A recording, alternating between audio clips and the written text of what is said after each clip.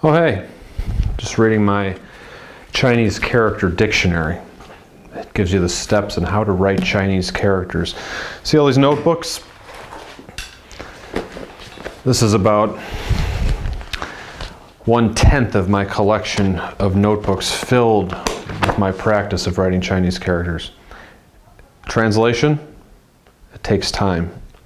I'm going to get you going though, right after this. Live from my garage, this is Chinese with Mike.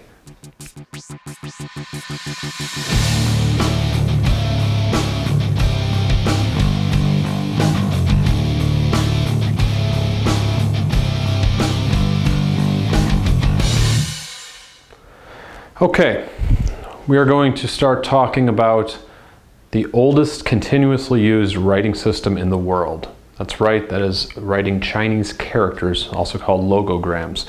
Now we have 6 different kinds of Chinese characters. If you want to do research on those, I will have some included in this chapter of the book. I'm not going to spend time practicing writing Chinese characters in here, and in fact, after today, I am really going to try to stick to pinyin just for the sake of it's faster and easier with communication. I will include the characters in the downloads, so if you want to practice the characters, I'll also have some exercises in the book, in the downloads. So for now, let me just show you this. Here's how characters come to be. Here's what's going on. First, you have those ancient pictograms we were talking about. Pictures that were drawn on, written on turtle shells, on bones.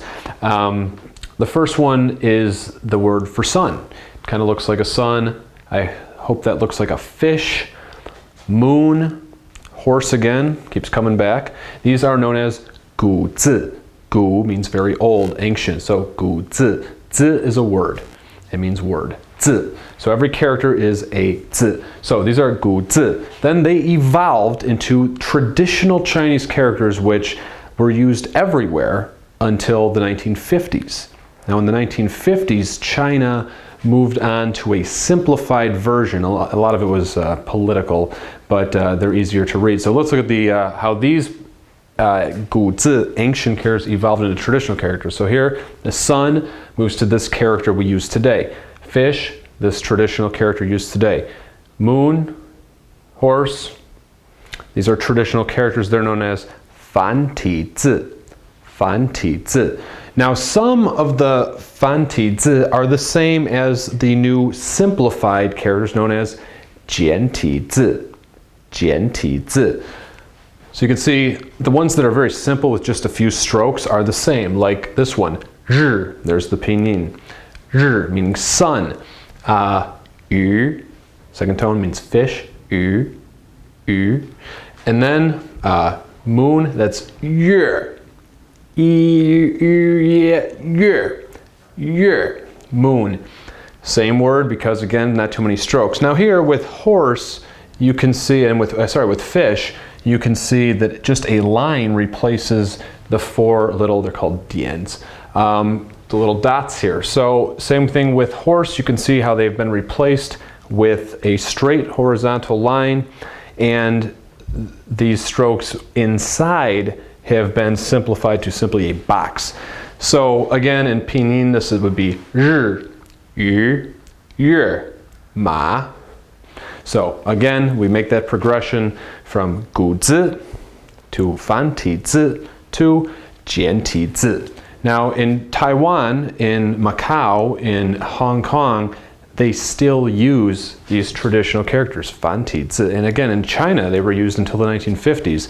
But the government in the 50s changed to a more simplified version. I guess it was one reason it was more accessible to people who did not have a lot of education. But again, people argue that it was also a political reason because Taiwan, the government there was using the traditional characters. So today I'm going to show you the major stroke types that are used to create Chinese characters and some basic rules. But I showed you my notebooks. The way I learned, I sat in front of the TV and spent hours copying and copying and copying, and eventually you pick up patterns, and it's just something you can do for fun in your own time. So I'll erase the board, I'll show you some strokes. Okay, some have argued that there are 31 different strokes. These would be brush strokes because the utensil before, in ancient times, to write characters was, a brush. But here, these are the major strokes you'd use to create a character. The first one, dian, is a dot. Then heng is a horizontal line. Shu, vertical line. Ti is kind of a rising stroke. Na, which is a stroke that's falling downwards to the right. And pie, a stroke falling downwards to the left. Now here, to make a little hook, go, go. Like remember, dog is go. Third tone here is first tone, go. Also the word for hook. Wan is kind of slightly concave to the left, and xie,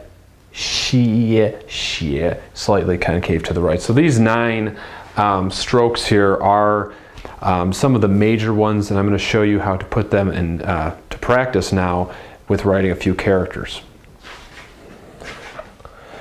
All right, just to give you an example, this character Yong, which means always or eternal, and yes, also a common tattoo, uses almost all these strokes. We have dian, heng, shu, go, ti, wan, pie, and na. So again, you start at the top. Generally, you work top to bottom, down, ti and wan, pie and na. And pretty much that's what you do. Now, how would I practice writing this character? It doesn't matter the names of these strokes. Let me make that clear. Don't worry about memorizing these names. They never come up in conversation. However, just practice the strokes. I'll have some good character dictionaries, my recommendations for the best ones that I've used to learn to write. They take you step by step. Again, you get the hang of it very quickly. Now for a couple more examples. Okay, I've shown you the strokes, the main strokes you're going to use now, just the order in which you make them. So here, you go top before bottom. So for example, there's number 1, there's number 2, here's number 3. I'm working from top to bottom, left before right. Here I've got a left stroke and then one on the right. Bottom stroke last.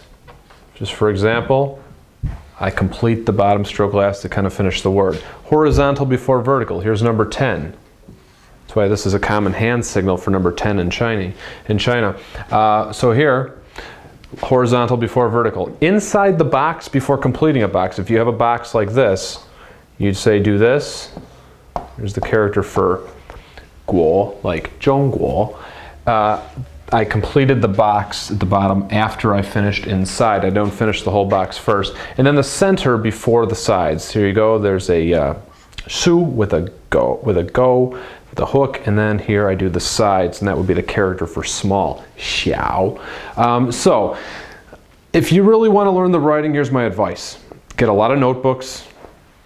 Find some time, you can do it anywhere, and just practice over and over and over again. That's what I did, sometimes up to 8 hours a day. You could spend 10 minutes a day, 10 hours a day. It just depends on what you're interested in. If you just want to communicate, you don't need the writing. In fact, you could even chat with people on the computer by typing in pinyin, and then the characters will show up based on what you've written. So you don't even need to worry about that. In fact, a lot of people are forgetting characters in China right now because the internet typing has made it so convenient to just type it in pinyin and then the character shows up. So there's not even as much memorization involved. But anyway, I'm not going to spend any more time on the writing in the video lessons. I will include supplementary materials in the chapters, exercises where you can practice writing. Maybe some of you have aspirations of becoming a tattoo artist. Well, you might need to know. So these are I gave you the strokes, I gave you the origin of the characters. We're going to close the book on the strokes so in the video, and I'll probably stick to writing in pinyin a lot for the rest of these lessons, just because it's faster, and again, the writing is something you can do on your own time. So with that said, I got to run. See you with lesson 9. Have a good one.